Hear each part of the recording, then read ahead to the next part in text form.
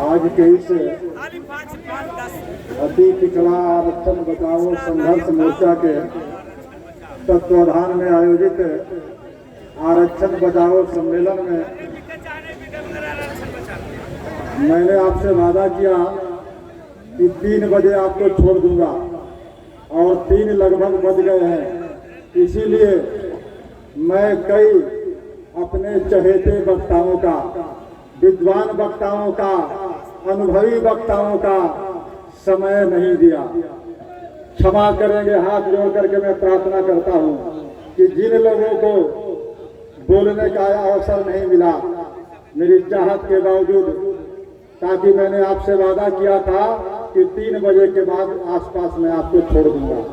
3 बजने जा रहे हैं, इसलिए हम लोगों ने विद्वान साथियों का, वक्ताओं का समय में कटौती कर दिया। जो साथी नहीं बोल पाए हैं उन सबको मैं समझ रहा हूं, हमसे बड़े नेता हैं, जो बोल गए उनसे भी बड़े नेता हैं, लेकिन समय इजाजत नहीं दिया। और समय इजाजत इसलिए नहीं दिया कि जो आदमी बोले वही करे। आजकल कथनी और करनी में फर्क पड़ गया है। इसलिए अगर गांधी जी के सिद्धांतों पर अगर चलना चाहते हैं, कर्पूरी ठाकुर जी के सिद्धांतों पर चलना चाहते हैं, तो जो बोलिए वही कीजिए। इसलिए मित्रों, मैं अति संक्षेप में मैं भी 10 मिनट के अंदर अपनी बात रखूंगा और आपसे गुजारिश करूंगा कि आप ध्यान पूर्वक, आप इतने दूर से आए हैं, आपने समय और खर्च किया है, इसलिए 10 मिनट के अंदर 10 मिनट तक अपनी मेरी बातों को सुनने का काम करेंगे। मित्रों, सबका नाम लेना मैं चाहता था लेकिन नहीं ले पा रहा हूं।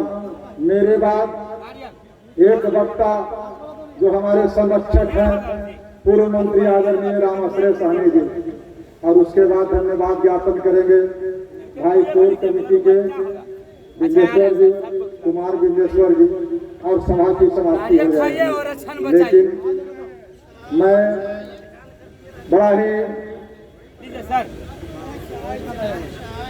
मार्मिक होकर के एक अपील करता हूं कि मैं कतरा होकर भी दरिया से जंग करता हूं। मैं कतरा होकर भी दरिया से जंग करता हूं। मुझे बचाना समंदर की जिम्मेवारी है। मुझे बचाना समंदर की जिम्मेवारी है। दुआ करना कि सलामत रहे मेरी हिम्मत। एक चिराग कई आंधियों पर भारी है। एक चिराग कई आंधियों पर भारी है। मित्रों, हमारे एक साथी बनारसी ठाकुर जी ने सही बात कहा। ये नारियल खा के अचानक मुझे लगा कि जिस दल में मैं हूं उस दल की गठन ही हुआ था बाबा साहेब भीमराव अंबेडकर, लोहिया कर्पूरी जयप्रकाश के सपनों को साकार करने के लिए। लेकिन जननायक कर्पूरी ठाकुर की कहीं अगर आत्मा होगी तो करार ही होगी। उस दिन, जिस दिन 2015 में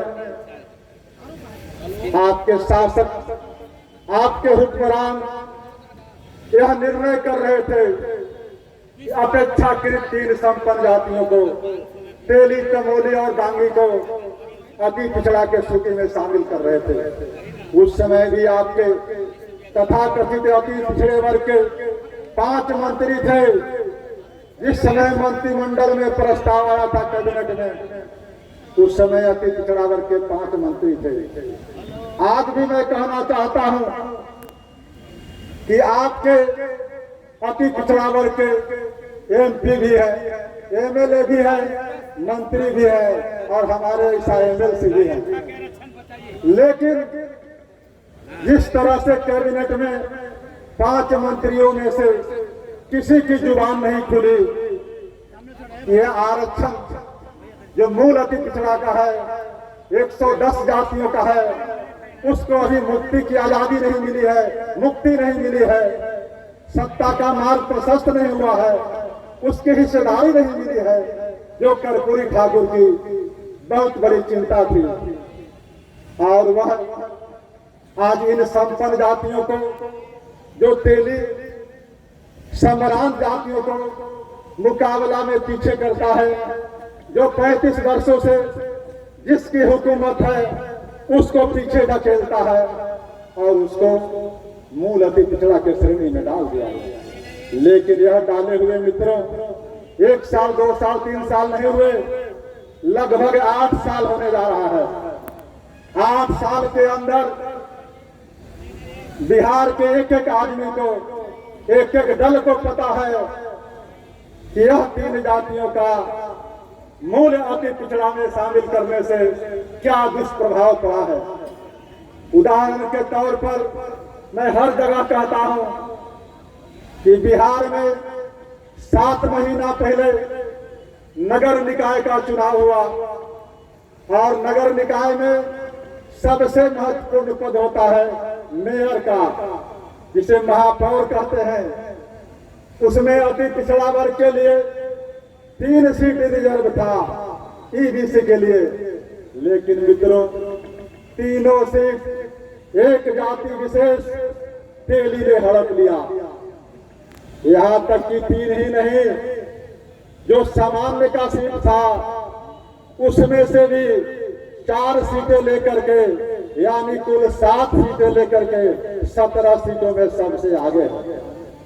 आपको बता दूं कि मात्र एक जिनके 35 वर्षों से हुकूमत है, यादव को भी एक ही सीट मिली, कुर्मी को वह भी नहीं मिला। आप समझ सकते हैं कि कितना दबंग जाति है, कितना अर्थवान जाति है। उस जाति को मूल अति पिछड़ा में डाल दिया गया। दूसरी उदाहरण मैं देना चाहता हूं, जिला परिषद का अध्यक्ष का पद बहुत महत्वपूर्ण होता है। बिहार में 38 जिले हैं, सभी जानते होंगे। 38 जिलों में से 8 जिला परिषद का पद ईबीसी के लिए आरक्षित था, लेकिन 8 में से ये 3 जातियां जो 2015 में शामिल हुई, उसने 7 सीटों पर कब्जा कर लिया। आप समझ सकते हैं कि मूल अति पिछड़ों का क्या होगा। भाई हिसामुद्दीन अंसारी कह रहे थे कि जो आपके गर्दन पर तलवार चलाया, जो आपको हक को छीनने का, हकमारी करने का साहस दिखाया, जो कातिल बनने का काम किया, और आज वह आपका मसीहा बनने का स्वांग रखता है।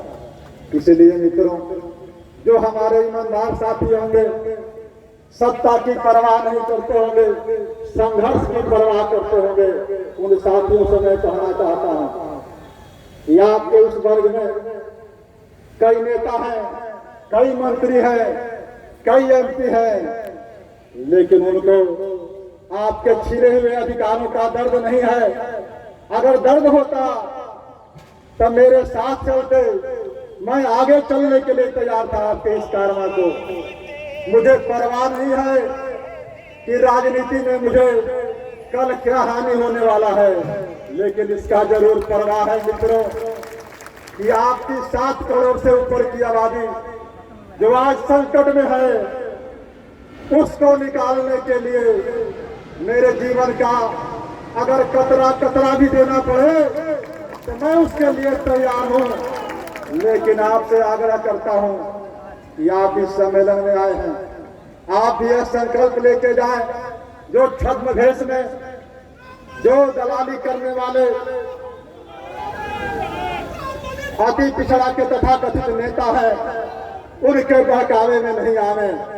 जो कार्यक्रम पर मैं निकला था, कार्यक्रम कैसे विफल हो, कई लोगों ने कुत्सित प्रयास किया, लेकिन आप लोगों की आशीर्वाद और साहस के बदौलत आज पूरे बिहार में आपके अधिकारों को रक्षा के लिए अलख जगाने का काम कर रहा हूं।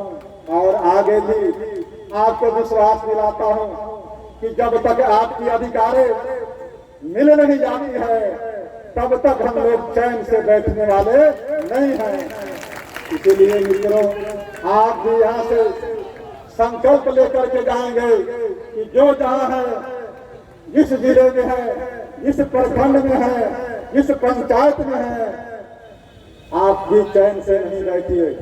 आपकी आबादी है 5 वर्ग समूह है इस बिहार के सरजमीन पर।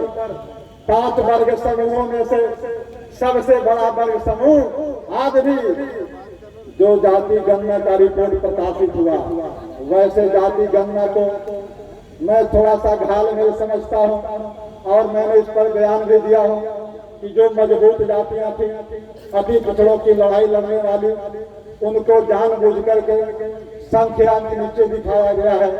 और मैं तो इस सरकार से मांग भी किया था कि अगर सरकार गन्ना में घालमेल नहीं की है तो सरकार से मेरा गुजारिश है कि जब इतने 100 करोड़ का बजट था जाति गणना पर, जाति गणना का रिपोर्ट प्रकाशित हुआ, मैं स्वागत करता हूं। लेकिन जाति गणना जो भ्रामक है, कंफ्यूजन क्रिएट कर रहा है, कुछ जातियों को विरोध है, उनको मैं सरकार से उनकी नुमाइंदगी करना चाहता हूं और उनके तरफ से अपील करना चाहता हूं कि सरकार अगर सचमुच ईमानदार और पारदर्शी है तो एक एक जाति का जो सबसे छोटा यूनिट है वो होता है वार्ड वाइज सूची तैयार कर एक एक जातियों का, और सूची तैयार करके पंचायत में सूची रख दे और पंचायत में वार्ड के लोग जा करके देख ले कि किन का नाम छूट गया है या किन का नाम अधिक हो गया है। उसके बाद सरकार की जिम्मेदारी बनती है कि उस सूची को प्रकाशित करे, दूध का दूध और पानी का पानी हुआ है। इसलिए मित्रों, जाति गणना के अनुसार तो भी अगर मैं मानूं तो सबसे बड़ा ग्रुप क्या है, 36% से अधिक अति पिछड़ा वर्ग का। उसके बाद किसका दूसरा ग्रुप है, 27% पिछड़ा वर्ग का, और तीसरा ग्रुप है 20% के आसपास दलित भाइयों का, और चौथा ग्रुप है अल्पसंख्यक वर्गों का 17-18%, और पांचवा ग्रुप है सवर्ण भाइयों का, उनका है 10 से 15%। तो 15% की आबादी सवर्ण भाइयों का है, 17% की आबादी शेड्यूल कास्ट का है, और 20% की आबादी और 27% की आबादी, और सबसे बड़ा जो ग्रुप है सोशल ग्रुप वो है अति पिछड़ा का। लेकिन सबसे खराब स्थिति किसकी है, अति पिछड़ा का, जो संख्या में सबसे अधिक है, जो बाबा साहब ने अधिकार दिया था, जो हथियार दिया था, उस बाबा साहब के हथियार को आपने आज तक नहीं समझा। बाबा साहब एक वोट का अधिकार हम सबको दिया था, इसलिए दिया था कि राजा हो या रंक, गरीब हो या अमीर, सबको एक वोट का अधिकार था। उस समय की जो व्यवस्था थी, संविधान सभा के जो लोग थे, बाबा साहब के इस अधिकार पर बहुत चुनौती किया था, लड़ना पड़ा था। बाबा साहब का इशारा था कि बहुजन की आबादी ज्यादा है, आज नहीं तो कल वोट का राज का मतलब छोट का राज आएगा। लेकिन 75-76 वर्षों के बाद भी वास्तविक रूप से छोट का राज नहीं आया। आज सब लोग आप वोट करते हैं, लेकिन आज वोट केंद्रीय भी बीते दिनों की बात हो गई। तो आपसे गुजारिश है कि आप राजनीतिक चेतना जगाइए, आप जाति से जमात की ओर चलने का संकल्प लीजिए। जब तक जाति से जमात की ओर नहीं चलेंगे तब तक आपके अधिकार संरक्षित नहीं हो सकते हैं। और जिस दिन आपने जाति से जमात की ओर चलने का संकल्प ले लिया, अपना नेता मान लिया, उस दिन यकीन मानिए आपके अधिकारों में बिहार के सरजमी पर किसी में ताकत नहीं है। संवैधानिक जो 5 ग्रुप है वो चारों ग्रुप आपसे छोटा है।